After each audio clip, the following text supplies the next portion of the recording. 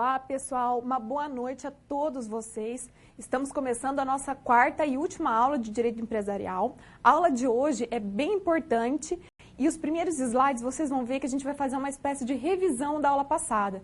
Então, para quem não entendeu alguns conteúdos importante na verdade, aos tipos societários mais relevantes e com maior incidência dentro do campo de trabalho de vocês, hoje vocês vão esclarecer as dúvidas e nós daremos sequência até o final da aula, falando sobre recuperação extrajudicial, recuperação judicial e falência. Se vocês não observaram ainda, pessoal, lá no fórum eu coloquei um modelo de contrato social para que vocês tenham acesso e façam uma atividade relacionada ao contrato social para que vocês possam se inteirar melhor. E ainda essa semana eu vou postar para vocês também no fórum o que é o MEI, como funciona o MEI e assim como o ME, né, o microempreendedor, e o empresário de pequeno porte. Por quê? Porque, na verdade, o contexto, tirando o MEI, do EPP e do ME, é um contexto tributário, que vai assistir, inclusive, atividades de natureza civil. Então, eu vou colocar só para que vocês tenham conhecimento sobre isso, para que saibam como funciona e como vocês devem utilizar, porque também vai contabilizar no nome empresarial. Então vai ficar, na verdade eu não vou cobrar isso na prova, mas vai ficar a título de curiosidade de vocês, para que vocês também possam agregar ao conteúdo que está sendo ministrado. Então vamos iniciar a aula de hoje no nosso primeiro slide. Vamos lá. Então aqui, pessoal, quais são os objetivos da aula de hoje? Trabalharemos com a sociedade limitada e por tabela a Eireli. Também abordaremos a sociedade anônima, né, a SA, e a falência e recuperação judicial lá no finalzinho da nossa aula. Vamos ao próximo. A sociedade limitada, hoje, ela representa mais de 90% das sociedades brasileiras. Então, ela é a preferida dentro do contexto empresarial no Brasil. E por que ela faz tanto sucesso? Em razão do seu próprio tipo societário, onde, como nós vimos na aula passada, ela coloca uma limitação. Qual é essa limitação? Então, na verdade, essa limitação ela vai se dar com o quê? Eu tenho o patrimônio da pessoa jurídica e o patrimônio dos sócios. Então, essa limitação vai se dar o quê? Eu não posso adentrar no patrimônio pessoal dos sócios. Eu preciso me contentar com o patrimônio da pessoa jurídica. E também a contratualidade. Por quê? Porque dentro do contrato social, quando vocês forem editar, né, uma sociedade limitada com essa base, o que você pode fazer? Além das cláusulas essenciais que foram vistas na aula passada, vocês ainda podem acrescentar cláusulas que melhor complementem e que especifiquem o objeto, colocando, portanto, uma disposição da vontade dos sócios que podem ser inseridas nesse contrato como cláusula acidental. E ainda, a limitada é a sociedade pluripessoal, né? Por quê? Porque ela tem duas pessoas ou mais, ou a unipessoal, que tem uma única pessoa, que foi instituída em 2011 e que recebe o nome de Eireli, Empresa Individual de Responsabilidade Limitada. Próximo. Como que vai funcionar a divisão do capital social na sociedade limitada pluripessoal? Então, o capital vai ser dividido em cotas.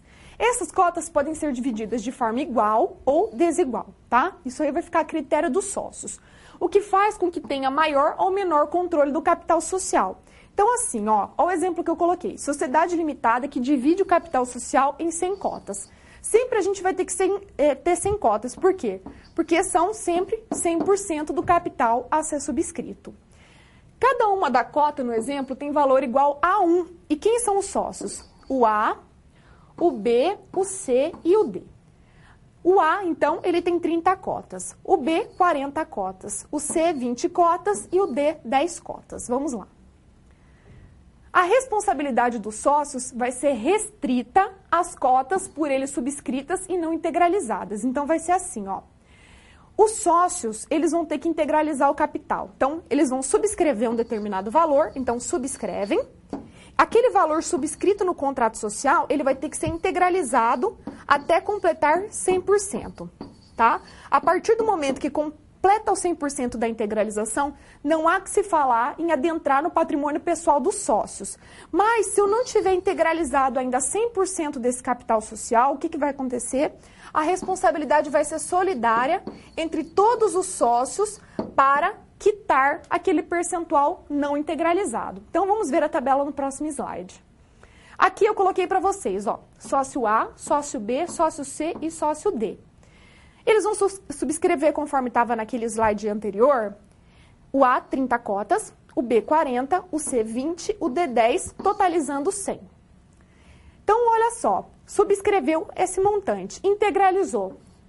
O A integralizou todas as cotas que ele subscreveu. O B, olha só, ele só subscreveu 50% do que ele subscreveu. O C não integralizou nada do que ele subscreveu. E o D subscreveu total. Então, falta o quê? 40 cotas para serem integralizadas. Vamos ao próximo. Então, caso o patrimônio da empresa ele venha a ser insuficiente para responder pelas dívidas sociais, né, da sociedade, não estando completamente integralizado, como foi o caso de exemplo, que ainda faltam 40 cotas, o capital social, os credores, então, poderão executar o patrimônio pessoal dos sócios. Para quê?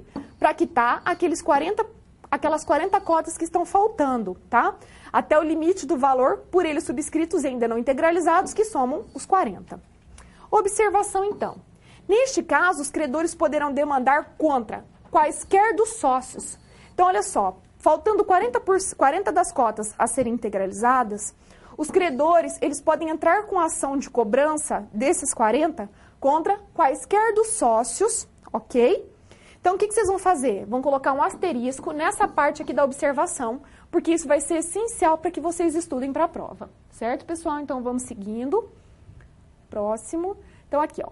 Os sócios, então, neste caso, das 40 cotas que ainda faltam, a responsabilidade é solidária, ou seja, é de todos eles da mesma forma. O que significa isso? Que por esses 40, tanto os sócios que já integralizaram quanto os que ainda não integralizaram são os responsáveis por pagar todo o montante e cabe ao credor escolher se vai cobrar dos 4, se vai cobrar de um deles ou se vai cobrar de 2 deles, não importa, tá? Então, ao montante do capital subscrito e não integralizado, assim mesmo que o A e D já tenham integralizado as cotas por eles subscritas, eles ainda continuam respondendo solidariamente com os demais sócios pela quantia ainda não integralizadas, podendo inclusive esses sócios que já integralizaram, que é o A e o D, serem executados pelos credores para completar as 40 cotas restantes. Então, de forma que se o A e o D, tá, que já integralizado, vierem a pagar as 40 cotas faltantes, por já terem integralizado tudo o que cabia a eles, caberá então a ação de regresso. O que é isso?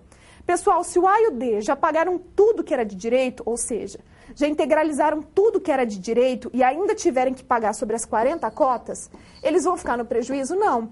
Então, o que vai acontecer? O A e o D poderão entrar com uma ação de regresso, né, para poder o quê? Reaver o dinheiro pago do B e do C. Próximo. Integralização. Pelo visto, até o momento, só é possível adentrar no patrimônio dos sócios que respondem de forma solidária, ou seja, quando as cotas ainda não foram totalmente integralizadas. De forma que se as dívidas excederem, né, forem além do quanto já integralizado, na verdade assim, ó. Então, faltou as 40 cotas, certo? Quem que vai ter que responder pelas 40 cotas? O A, o B, o C e o D. Por quê? Porque eles respondem de forma solidária. Se eles quitarem os 40%, vamos totalizar 100% de integralizada. E se ainda tiver dívida, o que vai acontecer? Os credores vão ter que amargar o prejuízo, tá? Já que não vão poder entrar no patrimônio pessoal dos sócios. Regra da sociedade limitada, então, que trata-se de sociedade de pessoas e caso o contrato social mencione que é de capital. Então, vamos só relembrar um detalhe. Na aula passada, nós vimos a diferença entre uma sociedade de pessoas e uma sociedade de capital. A sociedade de pessoas é aquela onde a condição do sócio é essencial para que você ingresse, né, efetue, abra a sua empresa. Então, você vai avaliar a personalidade do sócio, se ele é trabalhador, se não é, ou seja, ele é essencial para que o negócio dê certo. Se esse sócio quiser vender para outro a parte dele na sociedade, o que vai acontecer? É preciso que haja uma autorização dos demais sócios. Se esse sócio vier a falecer, o que vai acontecer? É preciso que os outros sócios ainda vivos autorizem o ingresso dos sucessores desse falecido, sendo uma sociedade de pessoas. Entretanto, se for uma sociedade de capital, o que vocês vão precisar fazer? Precisam lembrar o seguinte: A regra da limitada e da Eireli é que seja uma sociedade de pessoas. Então, se você não colocar nada no contrato social, vai ser uma sociedade de pessoas, que você pode vetar o ingresso de terceiro estranho ao quadro societário. Se você fizer uma cláusula de natureza acidental e transformar a natureza dessa limitada ou dessa Eireli em sociedade de capital, o que vai acontecer? É possível transacionar livremente as cotas, ou seja, o sócio, se ele quiser vender a parte dele, ele pode escolher um terceiro que vai pagar o montante e esse terceiro pode fazer parte da sociedade sem o aval dos demais sócios. Ou ainda, no caso de falecimento desse sócio, é possível que os herdeiros dele o sucedam na sociedade sem o aval dos demais sócios. Ok, pessoal? Então, vamos dar sequência no próximo slide, vamos lá. Passando ao próximo. Agora a gente vai falar da Eireli. Olha só, a Eireli é Sociedade Limitada Unipessoal. E o que significa Eireli? Eireli significa empresa individual de responsabilidade limitada, tá, pessoal? E olha só, o capital social da Eireli, ele deverá ser de pelo menos 100 salários mínimos. Então, tem que ser de pelo menos 100 vezes o valor do salário mínimo, mas não é o salário mínimo nacional, é 100 vezes o maior salário mínimo vigente. Ou seja, a gente precisa pensar o quê?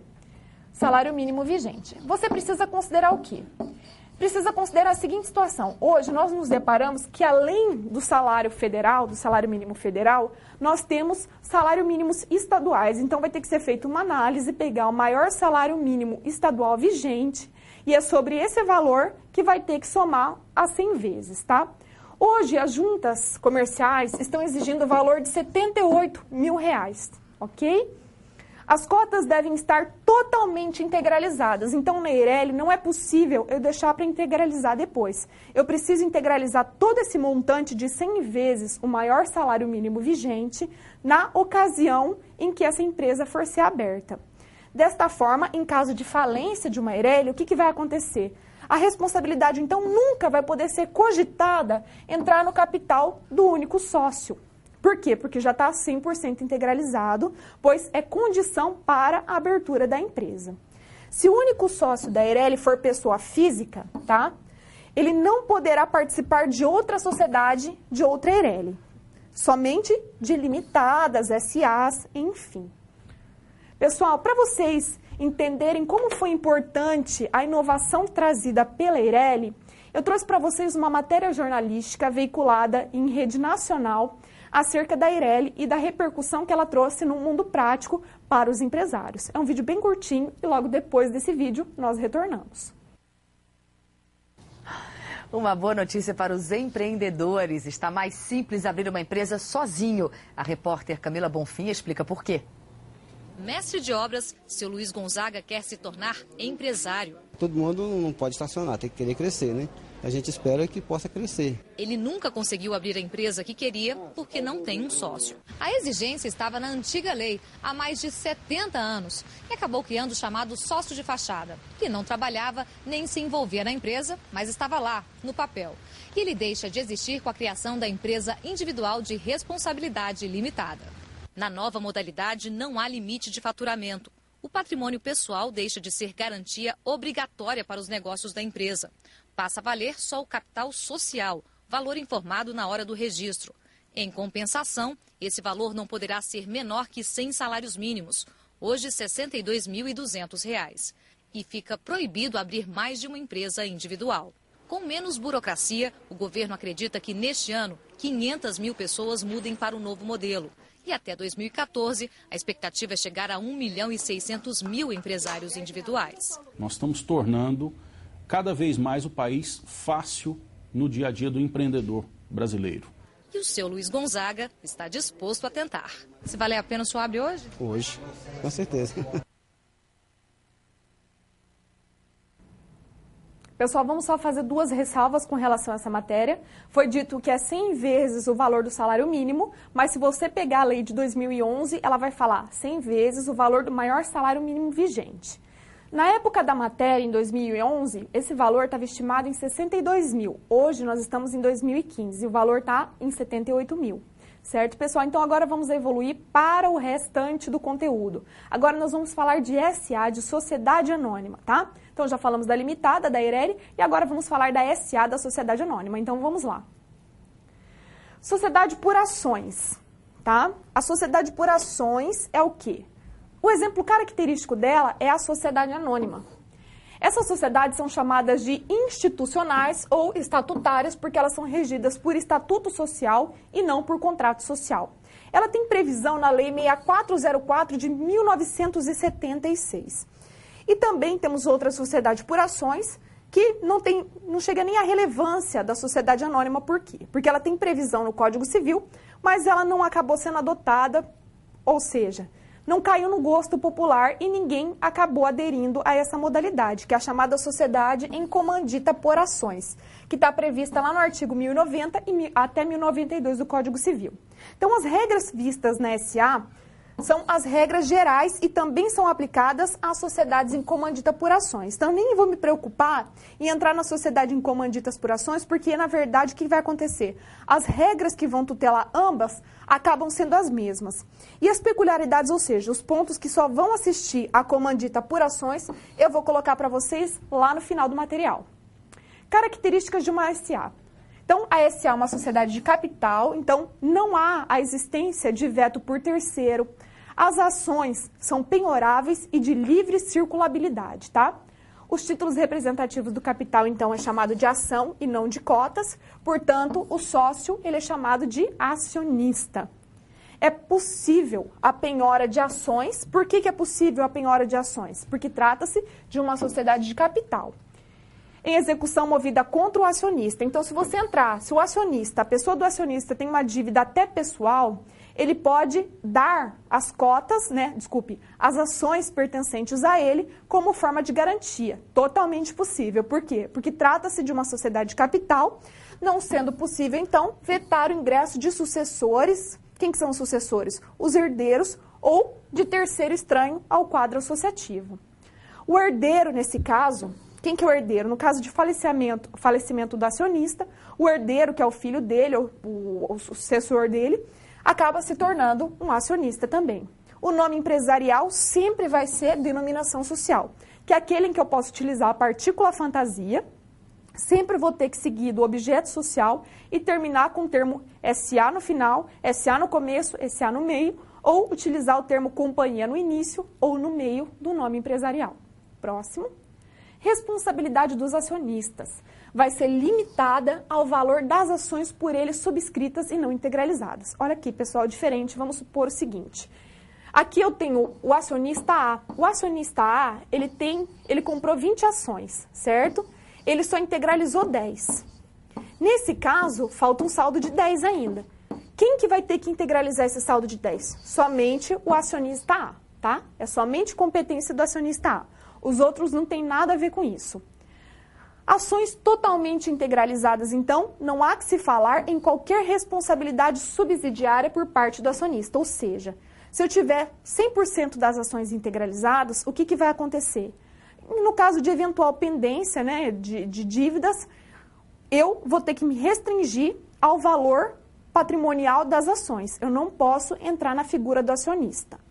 No caso das ações não integralizadas, não há solidariedade de responsabilização dos sócios. Então, vai funcionar o quê? Esse exemplo que eu acabei de ditar para vocês. No caso, por exemplo, se faltar 10 ações a serem integralizadas, somente o acionista é que vai ser o responsável por essa integralização. Próximo. Espécies de sociedades anônimas, que está no artigo 4º da Lei da SA. Nós temos dois tipos de SA. As de capital aberto e as de capital fechado. Quais são as diferenças, pessoal? Vocês vão descobrir rapidinho, ó. As de capital aberto são aquelas que a gente vê todo dia pelo noticiário.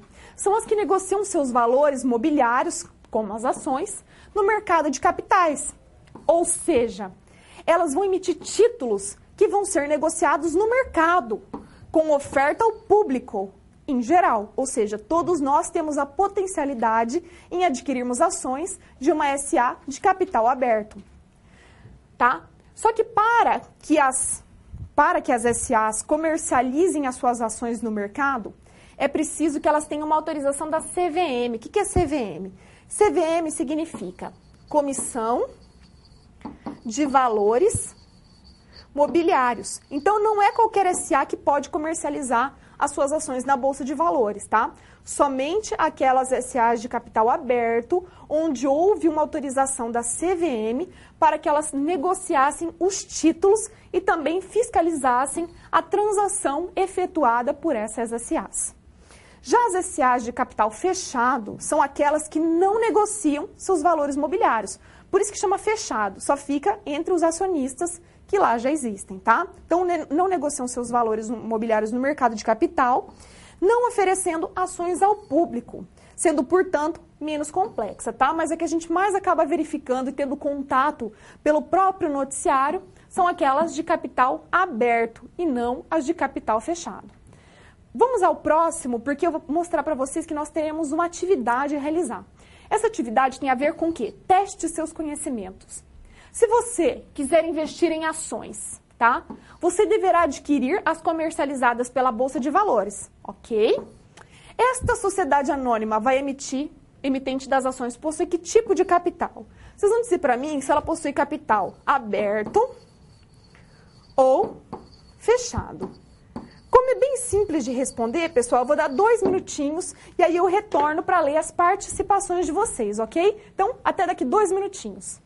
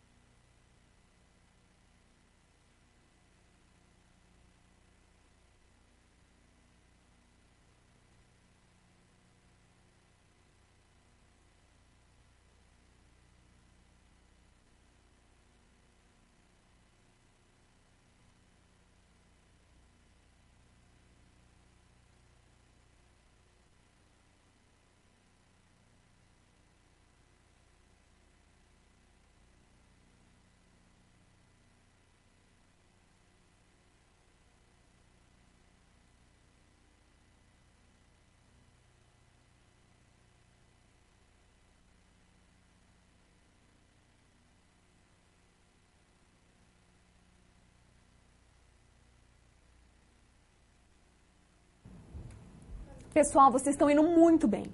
De todas as participações que vieram, todas elas estavam corretas. Ou seja, é uma SA de capital aberto. Quem acabou dando a colaboração? Arapiraca, Alagoas, um abraço para vocês de Arapiraca. Um abraço para vocês de Juí também, no Rio Grande do Sul. para vocês de Araranguá, Vilhena, Rondônia, Curvelo, Minas Gerais, Itapetinga, na Bahia e também Luiz Eduardo Magalhães, na Bahia. Um abraço para todos vocês e continuam participando. Então vamos dar sequência à nossa aula, agora que vocês já estudaram, que vocês estão craques, a gente consegue avançar o conteúdo. Então vamos lá. Vamos ao quadro. Então, providências complementares. Vocês viram que nas sociedades contratuais eu preciso fazer o quê? O arquivamento na junta comercial. Aqui não é diferente. Eu preciso também proceder ao arquivamento do estatuto social de uma SA na junta comercial para que depois seja publicado pela imprensa os seus atos constitutivos. Segunda providência, transferência para a companhia por meio de transcrição do registro público, não somente aqui, pessoal, vou aproveitar que está esse ponto na SA, mas ela serve para limitada também. Se você for fazer integralização em bens, o que é bens, professora? Por exemplo, um veículo e um imóvel, ok? E um imóvel. Você vai precisar transferir esse bem para o patrimônio da pessoa jurídica. E você vai fazer como? O veículo você vai precisar realizar uma transferência por meio do Detran, tá? E no caso de um imóvel, você vai ter que fazer a transferência por meio do cartório de imóveis, passando esse bem para o patrimônio da pessoa jurídica, seja ela limitada ou SA, como é o caso que nós estamos trabalhando. Para que fique muito mais claro para vocês esse tópico inerente às SAs, eu separei um vídeo para vocês bem curtinho, mas bem informativo acerca das SAs. Então, depois que vocês assistirem o vídeo, eu retorno para que nós possamos dar sequência à aula de hoje. Então, vamos lá. Neste ano, as empresas voltaram à Bolsa para abrir capital. Hoje foi a vez da operadora de turismo CVC. Papel picado, brinde, uma festa muito aguardada pela CVC. A operadora de turismo tentou entrar na Bolsa no ano passado, mas desistiu à espera de um momento melhor da economia brasileira. Outras empresas escolheram a mesma estratégia.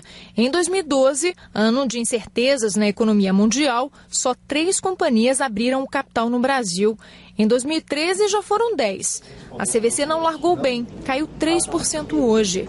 Mas entre as que chegaram este ano, a maioria acumula alta desde a estreia, mesmo em um ano ruim para a Bolsa. O Ibovespa amarga uma queda de 16% desde janeiro. As aberturas de capital são uma espécie de termômetro que mede a euforia do mercado. Em 2007, por exemplo, quando a economia brasileira estava a todo vapor, o número de novatas na Bolsa disparou. Foram 75.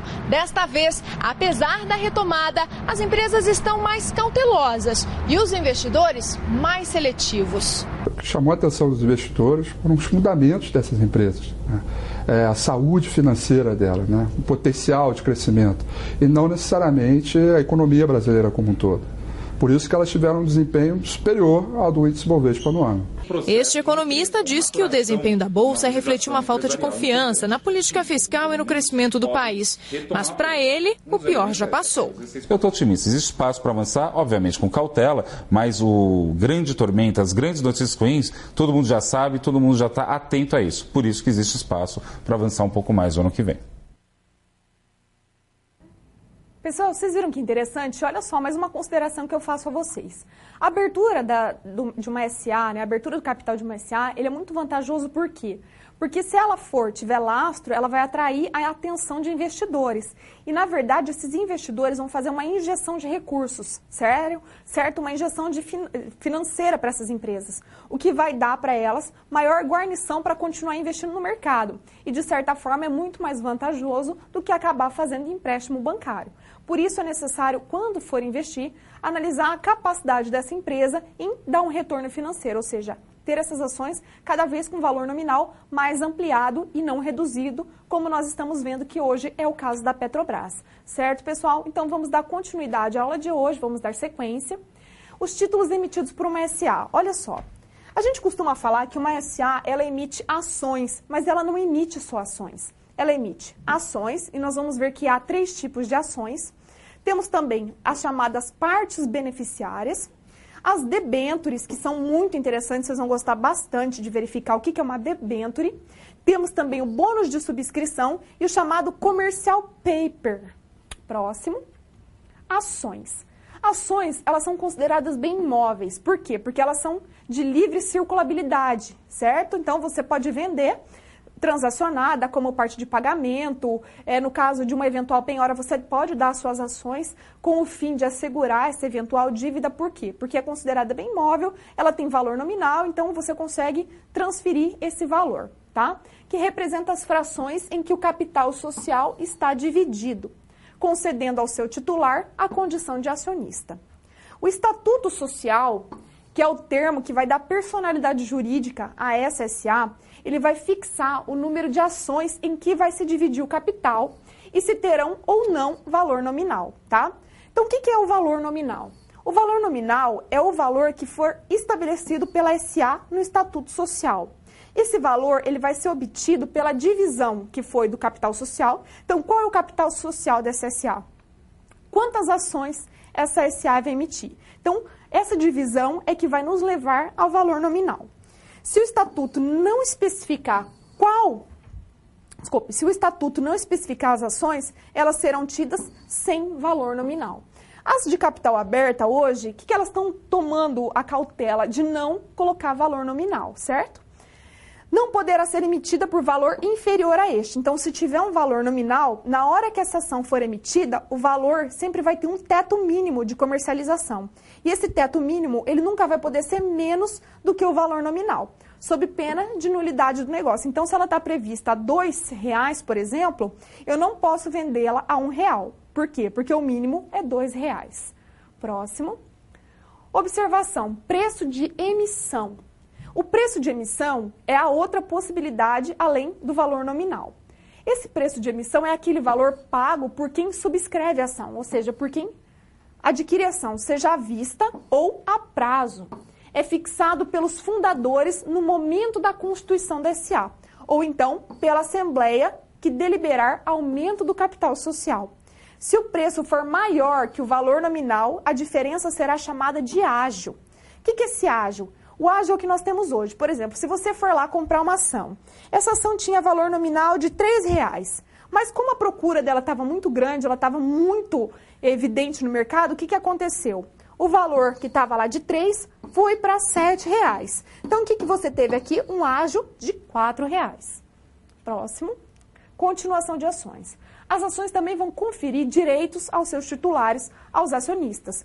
Por isso, as ações vão se dividir em ações chamadas ordinárias, que são as comuns, ações preferenciais ou de fruição. Então, vamos analisar cada uma dessas formas de ação. As ações ordinárias, elas também são chamadas de comum. Então, quando você for chamar alguém de ordinário, pessoal, você já sabe que você está chamando essa pessoa de comum, nem é xingamento. Essas ações ordinárias, elas vão conferir direito a voto, ou seja, vão conferir direito ao acionista de decidir nos futuros dessa empresa. E também vai conferir participação nos lucros e, é claro, temos o risco do negócio. E o risco do negócio também pode ocasionar eventuais perdas, sem qualquer restrição ou privilégio, certo? Então, você está numa condição normal. Essas ações ordinárias, elas são de emissão obrigatória para todas as SAs, tá? Companhias aqui vocês já viram que é sinônimo de SA. Já as ações preferenciais, como o nome diz, preferencial, ela vai dar um certo tipo de preferência aos acionistas que titularizam esse tipo de ação. Então, elas conferem vantagens ou privilégios ao acionista. Essas ações, elas não podem ultrapassar 50% do total de ações emitidas. Então, se eu emitir 300 ações, eu não posso passar do que? De 150 ações preferenciais. Já as ações de gozo ou fruição, só para voltar antes de seguir ações de gozo ou fruição, as ações preferenciais, pessoal, no caso, por exemplo, de uma falência de uma SA, quem vai ter preferência para receber os créditos? Quem tem ações preferenciais. Aí, se sobrar, os titulares de ações ordinárias é que vão fazer o compartilhamento. Próximo. As ações chamadas de gozo ou fruição, o que é gozo ou fruição? São aquelas ações distribuídas aos acionistas, certo? Então, para ter ações de gozo ou fruição, é preciso que seja um acionista. E esse acionista, ele precisa ser proprietário das ações ordinárias ou preferenciais, não importa. E aí, o que vai acontecer? Em substituição dessas ações que foram amortizadas. Então, o que significa essa amortização? É a distribuição aos acionistas, certo? Tanto titulares de ações ordinárias quanto preferenciais, a título de antecipação sem redução de capital social. Então, o que vai acontecer? eu pego aquela ação do acionista ordinário ou preferencial, pago a ele o valor que equivaleria a essas ações, ele passa a ter direito a ações de gozo ou fruição, e aquelas ações, na verdade, elas continuam pertencendo à SA, certo? Próximo. Já as partes beneficiárias, o que vocês vão precisar considerar aqui? Primeira coisa, somente as SAs de capital fechado é que vão poder emitir partes beneficiárias, certo? Somente as SAs de capital fechado podem emitir partes beneficiárias. Ela é geralmente usada como uma espécie de incentivo, tá? Então, ela é utilizada geralmente como uma espécie de incentivo. Por quê? Observa só. São títulos negociáveis, sem valor nominal e estranhos ao capital social. Então, o que significa que ela não faz parte de ações. Ela não participa do capital social da empresa. É uma coisa alheia. E as partes beneficiárias só podem ser emitidas, como eu já disse, por sociedades fechadas e vai conferir ao titular crédito eventual. Então, quem que vai poder participar? Então, eu vou ter os acionistas, não importa se eu tenho um acionista com ação ordinária ou preferencial. Se eu colocar que ele vai receber uma parte beneficiária, então esse acionista ele vai receber, além da participação dele na recepção, por exemplo, ó, só para vocês ilustrarem, o acionista de uma SA de capital fechado, ele tem 10% das ações. Na hora de fazer a divisão dos lucros, o que vai acontecer? Ele vai receber o equivalente a 10%. Se ele for beneficiário, no caso da parte beneficiária, o que vai acontecer? Ele vai ter ainda mais participação nos lucros anuais de até 10%. Então, ele pode receber, além das 10% deles, mais 10% se ele tiver parte beneficiária. Por isso que eu disse que é uma espécie de incentivo. E não vai conferir direito de acionista, ou seja, ele só vai ter uma vantagem. As partes beneficiárias podem ser nominativas ou escriturais. Elas podem ser alienadas, o que é isso? Vendidas ou atribuídas a fundadores, acionistas, ou ainda, olha só que interessante, terceiros, como por exemplo, um gerente de uma sociedade anônima, um diretor, e aí como remuneração pelos serviços prestados. Então, é um adicional, é um incentivo pelo desempenho da função dele. E aí, o que pode acontecer? Pode acontecer o seguinte, de o estatuto prever ainda, no caso da parte beneficiária, ser convertido em ações. Então, eu não pago como uma parcela a mais de lucro e converto aquele valor que ele receberia em dinheiro em ações. Próximo. Já os debêntures, pessoal, os debêntures, eles são uma espécie de investimento. Olha que interessante. São valores mobiliários que conferem aos titulares direito de crédito nas condições da escritura de emissão ou certificado. São estranhas ao capital social. Olha só, então, não tem nada a ver com ações. Possuindo, em regra, valor nominal expresso em moeda nacional. Tá ficando mais claro, pessoal? Não, mas olha aqui. As debêntures, então, elas vão corresponder a empréstimos tomados pela SA com investidores. Então, ao invés dessa SA ir até o banco fazer um financiamento bancário com altas taxas de juros e encargos, o que ela faz? Emite debêntures. Os interessados, né, os investidores vão lá, vão adquirir as debêntures. Essas debêntures vão render juros.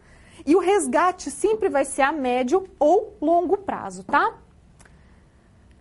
Só que acontece um detalhe. Ainda essas debêntures, que a princípio seriam um investimento tanto por parte da SA quanto do investidor, porque vai emprestar o dinheiro para a SA e vai somando juros e ao final do prazo estipulado ele vai receber, sempre a médio e longo prazo, é possível ainda a conversão em ações. Então, debênture é uma forma muito interessante das SAs aumentarem o seu fluxo de caixa sem realizar empréstimos bancários.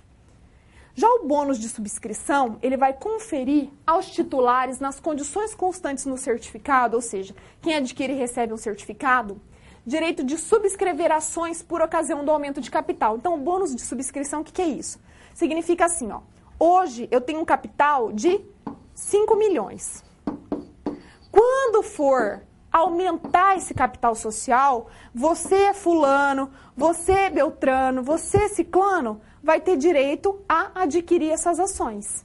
Por isso que chama bônus de subscrição. Então, é um direito a mais de você subscrever o aumento desse capital social. O exercício do direito, que é a apresentação do título à companhia, né, a SA, e pagamento do preço de emissão das ações.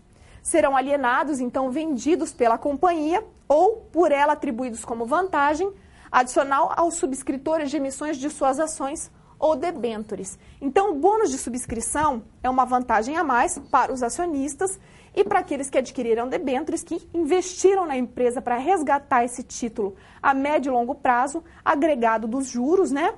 E aí, o que vai acontecer? No caso do aumento do capital social dessa SA, ambas essas pessoas terão preferência na hora de subscrever as ações. Então, eles têm preferência para adquirir as ações. Próximo. O commercial paper, ele é diferente, tá? Anota aí que o commercial paper, ele é diferente das debêntures. Por que ele é diferente das debêntures? Porque as debêntures, como eu já disse, é um investimento, né, a médio ou longo prazo. E o commercial paper, ele é a curto prazo. Então, olha só. São espécies de nota promissória e servem para captação de recursos no mercado de capital. Quem adquirir o commercial paper vai ser restituído. E essa restituição dar-se-á a curto prazo. Ao contrário das debêntures, que é a médio ou longo prazo. O prazo para resgate do commercial paper vai ser de no mínimo 30 dias e no máximo 180 dias, que vai corresponder a 6 meses. Onde está disciplinado o commercial paper? Está disciplinado na instrução número 134 de 90 da CVM, que é a Comissão de Valores Mobiliários. Próximo. Sociedades em comandita por ações. Não disse para vocês que agora eu ia trabalhar com as especificidades da sociedade em comandita por ações, ou seja, aquilo que fosse diferente da SA? Então, a sociedade em comandita por ações também é regida por estatuto social, que deve ser registrado na junta comercial. O capital social, ele vai ser dividido em ações, sendo sociedade de capital. Então, livre circulabilidade das ações. O nome empresarial, diferente da SA, que só pode adotar a denominação, aqui, na sociedade em comandita por ações, é possível adotar firma ou denominação. Aditada, ou seja, firma ou denominação, sempre somada do termo no finalzinho, comandita por ações ou C/A. A comandita por ações possui 2 tipos de sócio, como eu já disse na aula número 3, os que exercem cargo de administração, né, que são chamados de diretores, e aqueles que não exercem essa função. Só os acionistas podem ocupar cargo de diretor ou de gerente. Por quê? Porque a responsabilidade dele para com a sociedade vai ser limitada. Enquanto que os demais sócios, que são chamados de comanditados, né, eles vão fazer o quê? Eles vão responder de forma subsidiária, ou seja, de forma limitada. Próximo. Direito falimentar. O direito falimentar, pessoal, é o quê? Ele tem a ver com o processo de falência da empresa. Hoje, nós estamos vivendo uma crise muito séria no Brasil, e essa crise muito séria tem levado muitas empresas que estavam sólidas a terem problemas financeiros. E também muitas empresas que tinham começado a atividade empresarial não estão dando conta de continuar o exercício da atividade. Então, isso aqui é essencial. O direito falimentar, ele acaba sendo uma garantia dos credores, tá? E ela é representada pelos bens do devedor. O que vai funcionar vai ser o seguinte. Lembra que quando a gente trabalhou com a questão do estabelecimento na aula 2, foi falado que o estabelecimento ele tem um valor agregado e o valor do estabelecimento é a garantia dos seus credores? Pois bem, os bens da pessoa jurídica são uma garantia por parte dos credores. Então, quando o devedor tem em seu patrimônio bens de valor inferior à totalidade da dívida. O que eu estou dizendo aqui? Que a dívida do empresário é bem maior ao patrimônio que ele tem. Então, ao patrimônio que ele tem quem? Ao patrimônio pessoa jurídica. Não há que se falar em individualidade da execução. Então, o que vai acontecer é o seguinte. Pode ser que aqui a empresa A, ela tenha vários credores, tá? Então, vários credores. Pensa só, se esse credor se adiantar, quem que vai ter preferência para receber? Já que a dívida é maior do que o patrimônio. Significa que o primeiro que entrou tem muito mais chance de receber, o segundo também. E os outros que demorarem para entrar não teriam chance em receber, tá? Isso porque a execução se tornaria injusta, porque ela não dá aos credores a mesma categoria de crédito, as mesmas chances. Dizendo o seguinte, que quem executar primeiro teria privilégio para recebimento do crédito integral, enquanto os demais, que também teriam direito a receber, acabariam ficando sem nada. Próximo. Porque o que se antecipasse, então, na propositura de execução, então aquele credor que fosse mais rápido ou que o título dele vencesse antes, possivelmente ele receberia todo o crédito devido. E os demais não teriam a mesma sorte. Ou dos que ainda não estivessem com as dívidas vencidas. Então, o que vai acontecer é o seguinte, se o meu título venceu primeiro, significa que eu vou cobrar primeiro. E eu tenho muito mais chance de receber. Por quê? Porque o patrimônio é bem menor do que o montante da dívida. Aquele que for deixar para entrar cobrando depois, ou que não tiverem dívidas vencidas ainda, tem chance de não receber nada, tá? Então, o direito ele vai afastar a regra da individualidade no direito falimentar. E ele vai obrigar que se haja a execução concursal. Vocês estão vendo, pessoal, que tem 2 bolos aqui ilustrando? Por que eu tenho 2 bolos ilustrando? Será que vocês conseguem entender por que eu tenho 2 bolos ilustrando a execução concursal? Porque vai funcionar dessa forma. Vocês entenderam a lógica, né? Quem entrasse cobrando primeiro teria muito mais chance de receber o montante integral. Para que isso não aconteça e todo mundo coma pelo menos um pedacinho do bolo, satisfaça pelo menos parte dos seus créditos, é que há essa execução concursal. E como isso se dá? Você pega toda a sua massa de credores, né, todos os seus credores, e eles concorrem entre si pelo recebimento do crédito. Dessa forma, imagina um bolo inteiro, tá? Pega um bolo inteiro, eu tenho 15 credores, você vai pegar esse bolo inteiro e repartir em 15 fatias. Mas, professora, pode ser que a fatia que o credor vai comer não seja suficiente para quitar toda a dívida dele. Eu sei, pessoal, pode não ser o suficiente para quitar toda a dívida dele, mas pelo menos uma parte dessa dívida vai ser quitada. Ele não vai ficar sem nada, ele não fica a ver navios. Pelo menos uma parte vai ser satisfeita, tá? Vamos dar sequência, então, à aula. Devedor empresário, ele possui privilégios que não assiste os devedores civis. Quem são os devedores civis? Somos nós, pessoas físicas, ou aqueles exercentes de atividades de natureza civil. Quais são os benefícios, por exemplo? Recuperação da empresa, que pode ser judicial ou extrajudicial. O que é a recuperação de empresa? Vocês estão vendo aqui a recuperação de empresa, não estão? Então vamos lá. Recuperação de empresas é mais ou menos assim. Eu falei para vocês os pontos do direito falimentar, que tem a ver com a falência. Só que será que a falência é a melhor saída para um empresário que não está indo muito bem? Vamos pensar. A falência, ela vai encerrar as atividades da empresa. Eu vou ter uma série de pessoas desempregadas. Essa série de pessoas desempregadas vão deixar de fazer o comércio circular. Essa série de pessoas desempregadas vão comprometer o pagamento de tributos. A própria empresa vai deixar de pagar tributos. A própria empresa vai deixar de gerar economia. Será que isso é bom? Isso não é bom. Então, o que acontece? Aquela empresa que não está indo muito bem das pernas, o que vai acontecer? Seja por problema de gestão, problema da própria economia. A lei, o Código Civil de 2002, ela prevê a possibilidade da recuperação judicial. E está na lei de falências, na lei 11.101. E o que isso quer dizer? Que aquele empresário que não está indo muito bem, antes dele falir, ele tem uma possibilidade de sair do sufoco, tá entendendo, pessoal? Então, o que ele faz? Primeira possibilidade, o empresário que não está indo muito bem das pernas, ele tenta um processo de recuperação extrajudicial. Por que é extrajudicial? Extra significa fora, então fora da justiça. Então, ele precisa fazer um acordo com todos os seus credores. E esse acordo precisa de unanimidade. O que pode envolver esse acordo? Uma prorrogação dos prazos de pagamento a esses credores, ou esses credores renegociam o montante da dívida, ou seja, podem abater o montante integral que seria recebido. Para quê? Para que essa empresa ganhe um suporte. E, paralelamente a isso, ela tem que apresentar um plano de recuperação judicial. E esse plano envolve corte de gastos, pagamento de dívidas, reestruturação, tá? Aí a pergunta é a seguinte, pessoal, eu preciso da unanimidade na extrajudicial, não preciso? Sempre eu vou conseguir, pessoal? Raramente você consegue a unanimidade. Então, o que pode acontecer?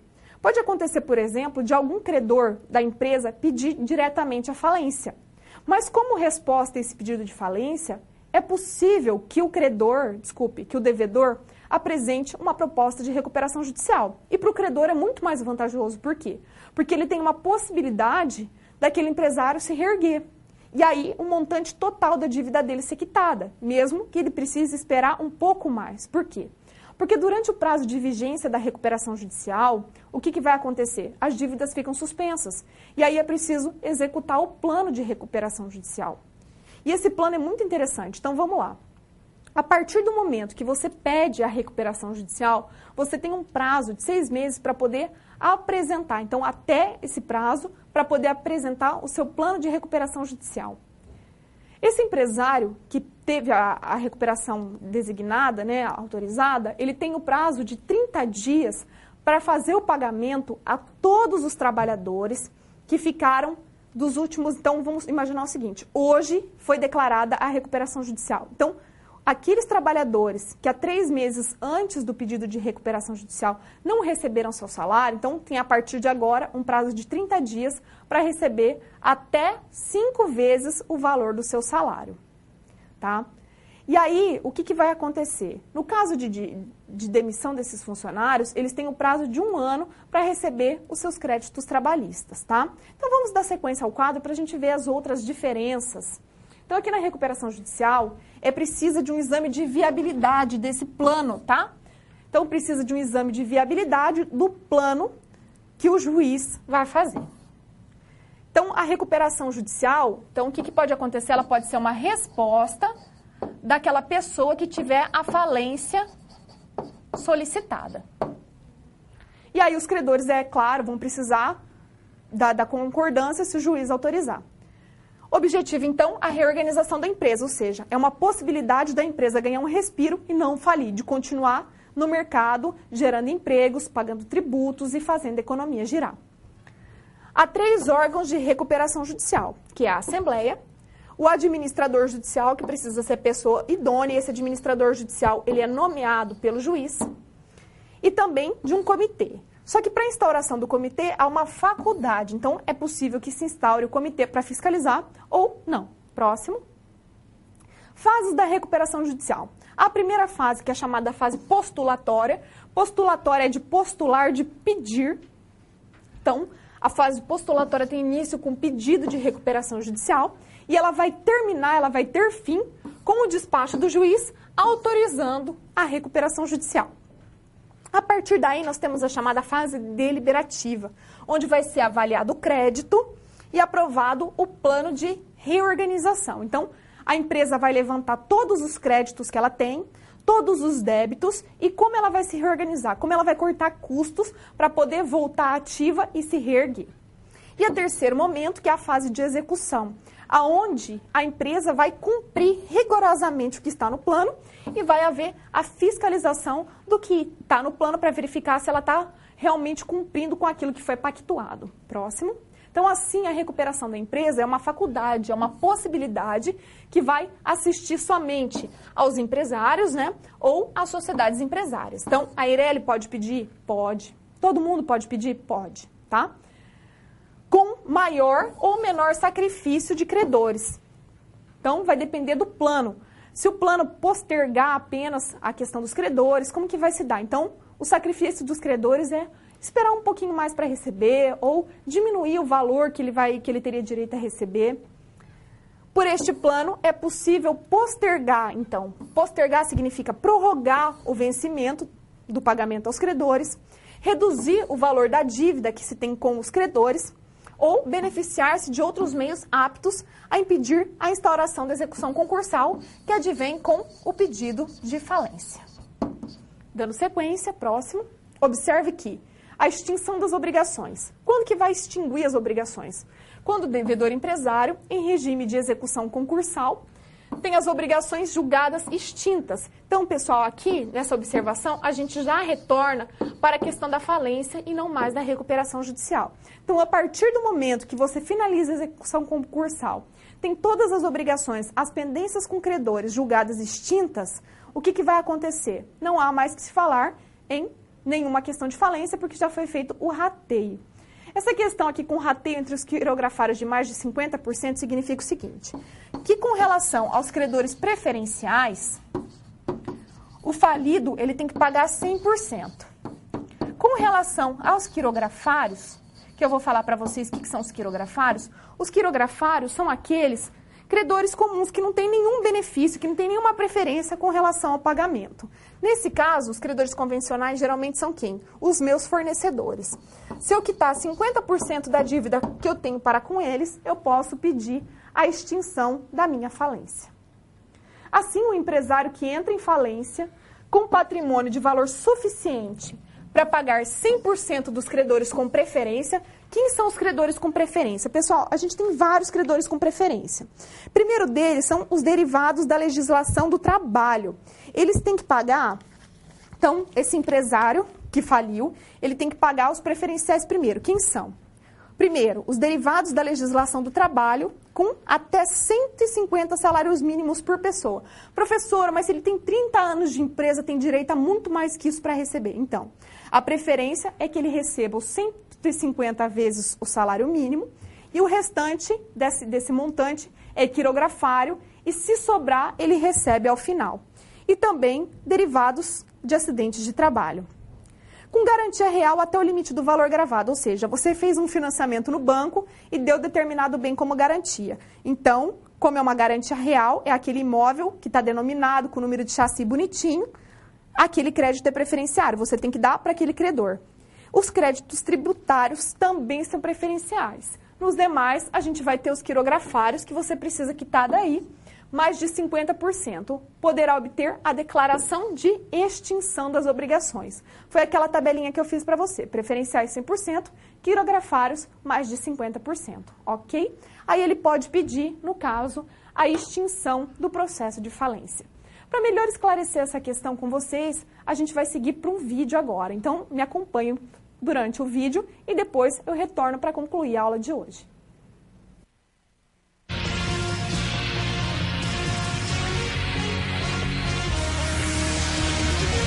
A diminuição do número de falências é um dos reflexos positivos que já podem ser sentidos desde que entrou em vigor a Lei de Recuperação Judicial há 2 anos. Esta empresa, que atua no mercado de combustíveis, estaria com as portas fechadas se não tivesse optado há 1 ano pelo processo de recuperação judicial. A maioria dos 600 credores aceitou a proposta de pagamento, que envolveu o repasse de imóveis. Os funcionários, por exemplo, concordaram com a redução salarial durante 12 meses e não houve demissões. As negociações possibilitaram que a dívida da empresa caísse de 43 milhões para 11 milhões, com prazo de até 15 anos para pagamento. A estratégia adotada foi a Lei de Falência, que entrou em vigor em 2005 em todo o país. O processo começa com um acordo entre as partes, que deve ser fechado em 180 dias. O plano deve demonstrar a viabilidade econômica da empresa, o laudo de avaliação dos bens e a previsão de pagamentos. A fiscalização é feita por um gestor ou por um administrador indicado pelo juiz. Para o advogado da empresa de transporte de combustíveis, o acordo dá fôlego ao empresário e mais segurança aos credores. Permite que ela se reestruture colocando exatamente as prioridades que ela precisa para se manter no mercado e mostrando para todos os credores que a melhor solução para eles realmente é aprovar o plano que é efetuado para ela. Com o processo de recuperação judicial, o número de falências decretadas em Mato Grosso diminuiu. Segundo a FEComércio, em 2005 foram 32. Em 2006, houve uma redução de 50%, com 16 registros de falência. Em 2007, nova queda de 31%, com 11 falências. De 12 pedidos de recuperação judicial feitos em Mato Grosso, 6 tiveram o plano aprovado. 4 estão à espera da autorização e 2 planos estão sendo elaborados. A lei atende do micro ao grande empresário. Em 2006, a TUT Transportes teve o plano homologado pela Justiça. A dívida de 21 milhões de reais deve ser paga com a venda de imóveis e de veículos. Com a decisão, 1.000 empregos foram mantidos. Para este promotor de justiça, a lei evita o uso abusivo de processo de falência e é um avanço. A gente já percebe que há muito mais dinamismo para o processo com a aplicação dela. Tendo havido a concordância dos credores, já chega uma solução mais ou menos encaminhada no processo. recuperação judicial, como ela é importante dentro da atividade prática do empresário. Então, agora a gente vai dar sequência com relação à falência. Vamos ao quadro. Para que se instaure a falência, o que é necessário? Que o devedor seja empresário.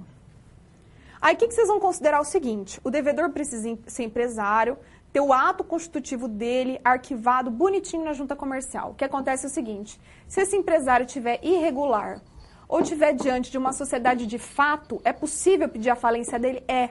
Mas, nesse caso, a falência dele vai ser tida como, adivinhem só, pessoal, olha o problema que o sujeito está arrumando.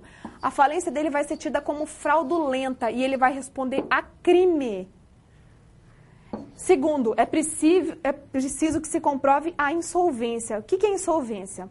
Que o patrimônio é menor do que o montante de dívidas a serem pagas. E o terceiro precisa de uma sentença declaratória de falência, ou seja, é preciso que o juiz vá lá e declare a falência, tá? Por isso que na hora que vai lá o credor e pede a falência, tá? Então a gente vai ver os requisitos para pedir a falência. O que é possível fazer? No caso, o devedor ele vai ser cientificado e aí ele vai poder apresentar o pedido de recuperação judicial, ele vai poder pagar todo o montante, ou então ele vai apresentar a defesa e o processo de falência segue. O devedor sujeito à falência, então, é todo e qualquer exercente de atividade empresarial. Aqui não entra natureza civil. Sempre que o devedor é legalmente empresário, a execução concursal de seu patrimônio é feita pela falência. Execução concursal, o que vocês vão lembrar? Do bolo, e cada credor come uma fatia do bolo. Próximo. Estão totalmente excluídos da falência. Quando eu falo totalmente excluídos, significa que não podem falir de jeito nenhum. As empresas públicas e sociedades de economia mista, por quê? Porque tem capital público, tá? Capital público não podem falir nunca. O que acontece no caso se elas estiverem passando por uma dificuldade financeira? O ente federativo que criou vai ter que encerrar essas empresas, tá? Vai ter que dar baixa e extingui-las. Segundo, câmaras ou prestadoras de serviço de compensação e liquidação financeira, sujeitos de direito cujas obrigações são sempre ultimadas e liquidadas de acordo com respectivos regulamentos aprovados pelo Banco Central. Por quê? Porque eu não posso comprometer a segurança, a saúde financeira do investidor. Terceiro, entidades fechadas de previdência complementar. Então, se você for fazer um plano de previdência privada hoje, essa entidade ela não pode vir a falir. Próximo. Estão parcialmente excluídos da falência. Parcialmente significa que podem falir, mas tem requisitos especiais que não os previstos pela Lei 11.101. Então, quem são esses que podem falir, mas têm regras especiais? As instituições financeiras, como bancos, por exemplo, a quais se destinou o legislador o processo de liquidação extrajudicial e consta da onde? Da Lei 6024, de 74, e a responsabilidade por gerir esse processo falimentar vai ser do Banco Central. Segundo, que pode falir, mas não pela regra geral da Lei 11.101. As sociedades arrendadoras que tenham por objeto exclusivo, ou seja, só pode ter este objeto, a exploração de leasing, sujeitas ao mesmo regime de liquidação extrajudicial prevista para as instituições financeiras, que é lá a Lei de 74, que o Banco Central vai administrar. Terceira possibilidade, sociedades que dediquem à administração de consórcios, fundos mútuos e outras atividades semelhantes. Por quê? Porque tem muitas pessoas que investem nesse tipo de consórcio e fundo mútuo. Então, se vier a falir, você perde todo o investimento de uma vida. Então, tem regras especiais de falência e precisa ser gerida pelo Banco Central para que ninguém fique no prejuízo. Próximo. As companhias de seguro, elas também podem falir. Vocês viram que elas têm regra especial para ser abertas e também com relação à falência. Nesse caso, tem um decreto-lei 73 de 66 que vai gerir a falência das companhias de seguro e quem vai ser a companhia liquidante vai ser a SUSEP, que é aquela que vai administrar os seguros. Por quê? Pensa só se você bateu o seu carro e na hora que você precisa ser indenizada, não vai dar. Por quê? Porque a companhia de seguro faliu. Por isso que esse procedimento é tão rígido, com o fim de dar estabilidade no mercado para que você possa adquirir esse tipo de serviço e não ser prejudicado. Última exceção à regra aqui, eu tenho as entidades abertas de previdência complementar. Nesse caso, eu também vou entrar com relação ao plano de previdência privada, que está lá no artigo 73 da Lei Complementar 109 de 2001. Próximo.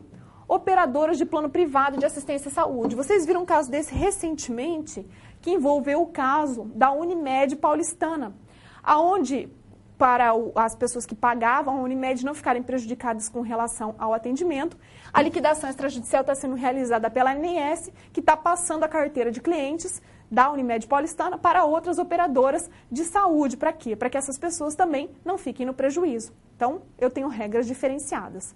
Próximo. Assim, então, todos os empresários que estão parcialmente excluídos do regime falimentar, eles podem sim ter sua falência decretada, mas vocês viram que ele precisa de condições específicas e previstas por legislações aplicáveis caso a caso. Exemplo, então, a falência de uma instituição financeira em regime de liquidação extrajudicial deve ser requerida pelo próprio liquidante. Por que é extrajudicial? Porque não vai ser discutida na justiça, e sim gerida pelo Banco Central. Então, autorizado pelo Banco Central se o ativo não alcançar metade do passivo quirografário, que são aqueles créditos convencionais, ou se houver indícios de crime falimentar. Próximo. Instauração de execução por falência. Então, o empresário ele precisa estar injustificadamente impontual. Como que vai se comprovar? A injustificadamente impontual significa o quê? Que ele se comprova por meio do protesto no cartório do registro de protesto. Se a execução for frustrada ou ocorrer ato de falência. Então, nesse caso, o que é execução frustrada? O credor A, o devedor, na verdade, o empresário, até então ele não tinha pendência nenhuma, nunca tinha deixado de pagar. Mas ele deixou de pagar o credor A. E o credor A entrou com uma ação de execução, com uma ação de cobrança para com o devedor. Entrou com uma ação de cobrança para com o devedor. Ao final da sentença, saiu decidido o quê? Que o devedor tinha que pagar o credor A. Mas o que ele fez? Em vez do credor pagar o devedor A, o que ele fez? Ele foi notificado para quê? Para pagar ou depositar bens à penhora. Mas daí o que ele faz? Ele não paga, não deposita e não nomeia bens suficientes para penhora. Pratica liquidação precipitada de ativos, ou seja, o devedor ele vai lá e começa a vender tudo para não ter que pagar o credor. Ou ainda, o devedor vai utilizar de negócio simulado, ou seja, ele vende para um parente, vende para um amigo, ou passa tudo para um credor só que ele tem mais afinidade para não pagar. Ou ainda transfere estabelecimento a credor, ou então a outra pessoa para não ter que pagar, entendeu? A pessoa está usando de subterfúgio para não ter que pagar a dívida para com esse credor. Ou ainda simula a transferência do seu principal estabelecimento para outra pessoa, fazendo de conta que está vendendo, entendeu? Se disfarçando, passando para frente para quê? Para chegar nele e falar, olha, minha empresa não tem mais patrimônio. Uma SA tem responsabilidade limitada ou é uma limitada e tem responsabilidade limitada, você não pode entrar na minha pessoa de sócio. Ou ainda dá ou reforça a garantia com o seu credor para ficar com bens livres e desembaraçados. Então, execução frustrada ou ocorrer ato de falência. Essas questões que eu acabei de falar, se você sentir dúvida, você pode ir lá, olhar o artigo 94, incisos 2 e 3 da Lei de Falências, que é a Lei 11.101 de 2004. Observação, então. A insolvência considerada pressuposto para a instauração da falência é meramente presumida. Por quê? Porque você não tem como comprovar efetivamente que a dívida é maior do que o ativo da empresa. Impontualidade injustificada, então, ela deve se reunir a uma obrigação líquida. O que é uma obrigação líquida? É aquela que é representada por um título executivo. Ou seja, eu tenho um título executivo ou judicial, ou ainda um título extrajudicial. E ele sempre tem que ter um valor expresso em dinheiro. Então, sempre tem que ter um valor expresso em dinheiro, em moeda líquida corrente, para que eu possa efetivamente vir a cobrar. Há obrigações que, mesmo líquidas, não podem ensejar a impontualidade, tá? Mas é uma exceção raríssima que está lá no artigo 94, inciso 1 da Lei de Falências. Próximo. Outras situações em que a impontualidade não caracteriza a falência. É quando a obrigação estiver prescrita. O que é prescrita? É a perda do direito. Suponhamos que você tinha 2 anos para poder protestar o título. Você não protestou, o que aconteceu? Você perdeu.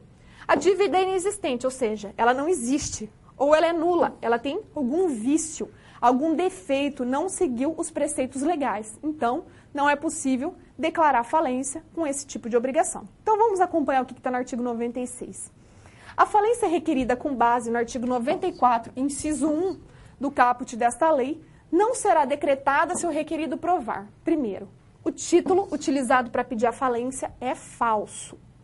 O título utilizado para pedir a falência está prescrito, ou seja, perdeu o direito, ele tinha um prazo para exercer esse direito e ele deixou passar. O título é nulo, ou seja, não seguiu os ditames legais para preenchimento. A dívida já foi paga. 5. Qualquer outro fato que extinga ou suspenda a obrigação e não legitime a cobrança da dívida. 6. Vício em protesto ou seu instrumento. Vício, pessoal, é um defeito. Então, houve um problema com relação ao protesto ou ao título que você resolveu protestar. 7. Apresentação do pedido de recuperação judicial no prazo da contestação. Então, o empresário teve a falência pedida, solicitada, e no prazo dele apresentar a contestação, o que é contestação? Contestar o pedido, fazer a resposta dele, ele pediu a recuperação judicial. E a partir daí, ele segue os ditames da recuperação judicial, que é a tentativa de reerguer e não falir. 8. Cessação das atividades empresariais mais de 2 anos antes do pedido de falência. Então, se a empresa fechar hoje e daqui 2 anos alguém for pedir a falência, não vai poder. Por quê? Porque já perdeu o direito, tá? Só que essa baixa da empresa precisa ser comprovada por documento hábil, aonde? No Registro Público de Empresas Mercantis, qual seja a junta comercial, o qual não prevalecerá contra a prova de exercício. Então, mesmo que aconteça nesse caso aqui, ó, hoje você encerrou essas atividades, daqui a 2 anos entram com pedido de falência. Aí você pega e leva lá o documento da junta comercial mostrando a baixa no dia de hoje. Ótimo.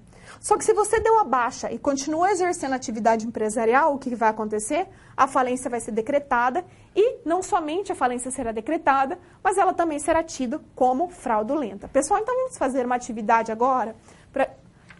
Pessoal, desculpem. Vamos dar sequência à aula. A atividade é mais para frente, seguindo.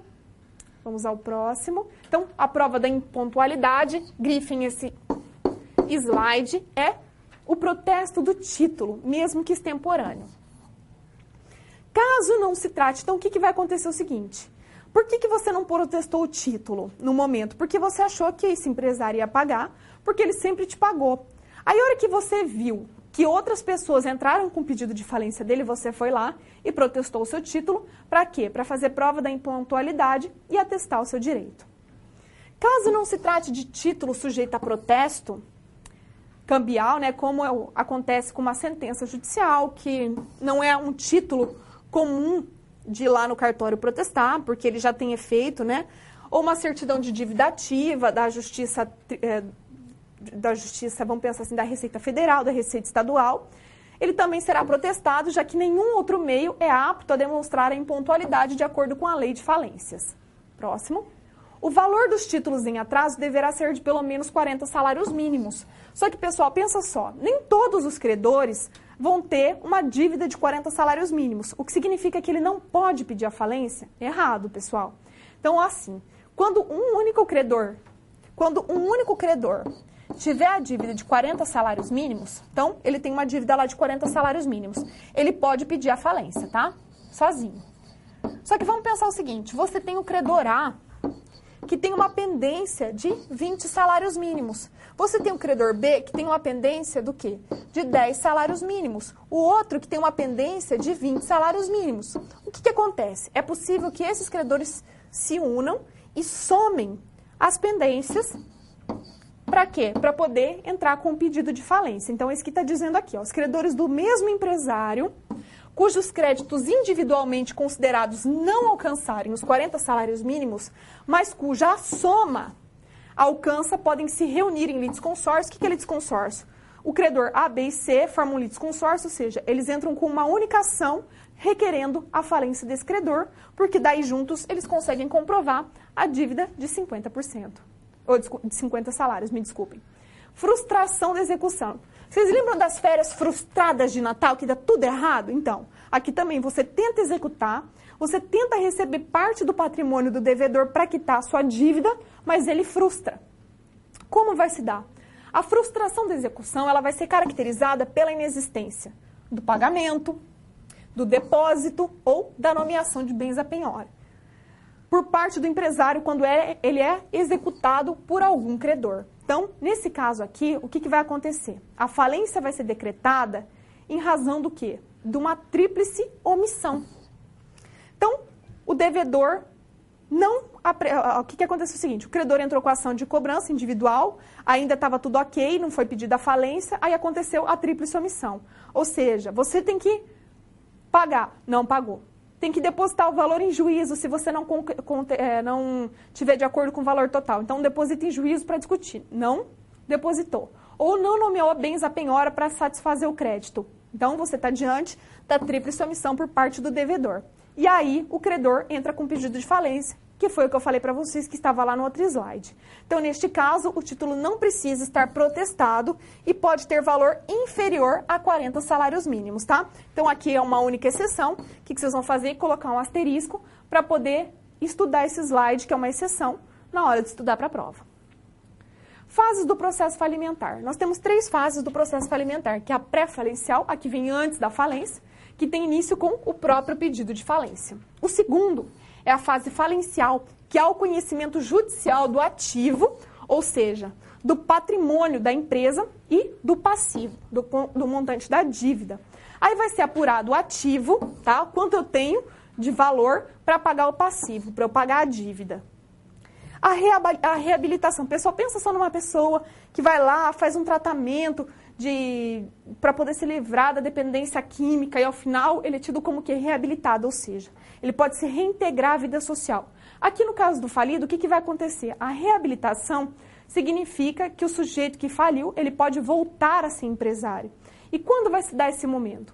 Com a extinção da responsabilidade civil do devedor falido. A universalidade do juízo da falência também. Olha só, o que é a universalidade do juízo da falência? A universalidade do juízo da falência significa que o juízo, onde a falência foi decretada, vai funcionar como um ímã para poder atrair todas as outras ações que vão envolver esse devedor. Só que toda regra, eu tenho uma exceção. Então, quais exceções fogem à regra do ímã? Ações não reguladas por lei falimentar, como, por exemplo, execução tributária, reclamação trabalhista ou união quando a obrigação for ilíquida, ou seja, não conseguir expressar um montante em dinheiro, tá? Mas toda vez que eu estiver diante de uma pendência trabalhista, eu vou para a Justiça do Trabalho. Uma dívida tributária, vou para a execução fiscal, tá? Próximo. Ah, pessoal, o próximo é um vídeo bem interessante que vocês vão ver que não tem nada a ver com a aula. Vocês vão falar, professora, tá louca de passar um vídeo desse? Não, pessoal, não tô louca de passar um vídeo desse. Olha só, é um vídeo super interessante de um caso real para vocês poderem refletir um direito totalmente diverso do nosso e fazerem um comparativo e poderem lembrar o seguinte, no Brasil, somente empresário pode pedir a falência, mas no Brasil, pessoal. Então, acompanhe comigo o vídeo que depois eu retorno para comentá-lo e fazer o encerramento da aula. Vamos lá então, pessoal. Símbolo do poder e da prosperidade nos Estados Unidos, polo da maior indústria automobilística do mundo. São casas e mais casas abandonadas, comércio fechado. Alguns bairros parecem parte de uma cidade fantasma. Em uma frase, o governador do estado de Michigan resumiu: Detroit está quebrada. Os governantes não tiveram outra opção a não ser declarar concordata para tentar acordo com os credores e sanar a dívida de quase 20 bilhões de dólares. A situação financeira de Detroit não é de hoje, nem começou com a crise de 2008. Há décadas, a cidade sofre com a corrupção de políticos, o declínio da população e dificuldade econômica das montadoras. A classe média e os mais ricos se mudaram, reduzindo a arrecadação de impostos e comprometendo os serviços básicos da cidade. Quase todas as ambulâncias estão paradas e a metade da iluminação das ruas está desligada, facilitando a ação de criminosos. O número de homicídios é o maior dos últimos 40 anos. Longe do alto, os modernos arranha-céus não condizem com a dura realidade de uma metrópole que terá que se reinventar para sobreviver.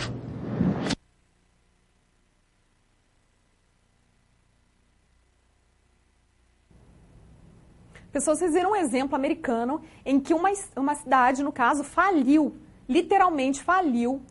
E aí, No Brasil, a gente não tem essa realidade. Para ver se vocês realmente entenderam o contexto da aula de hoje, que envolveu o direito falimentar, eu propus uma atividade para vocês. Então, me acompanhem durante a leitura da atividade. Vamos lá. Veja se você compreendeu a falência no Brasil. É possível que um município ingresse com um pedido de falência, pessoal, no Brasil? O que vocês vão me responder, pessoal? Sim, não e por quê? Daqui 2 minutinhos eu retorno com a elucidação da atividade e bem como com a resposta das perguntas que foram feitas, ok, pessoal? Então, até daqui 2 minutos.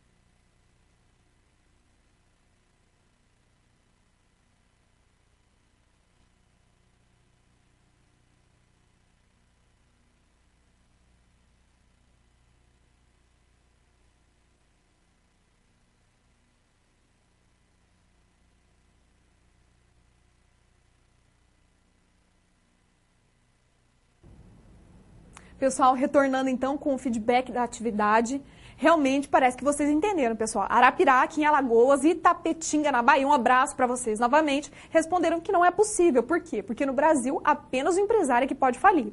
Mas Luiz Eduardo Magalhães colocou, um abraço para vocês de Luiz Eduardo. Não, pois é uma empresa pública. Pessoal, olha só, município não é uma empresa pública, tá? Município não é uma empresa pública.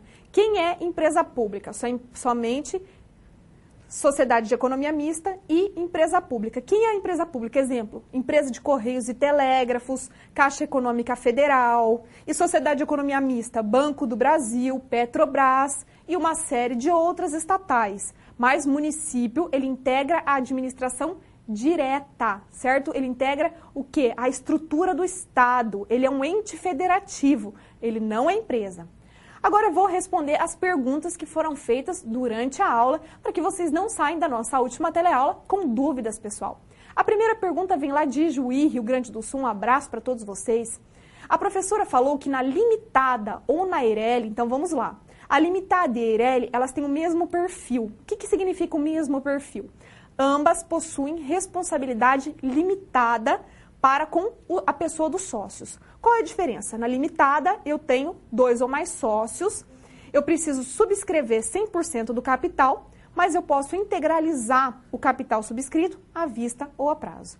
Na Eireli, ela é uma empresa individual de responsabilidade limitada, foi instituída em 2011, certo?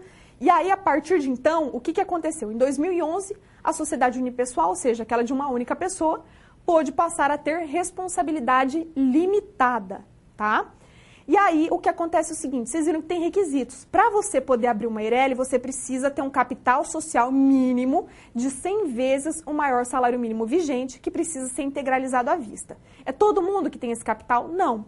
Aquele individual que não tem condições de preencher os requisitos da Eireli, ele precisa ser um empresário individual comum, que tem responsabilidade ilimitada, tá?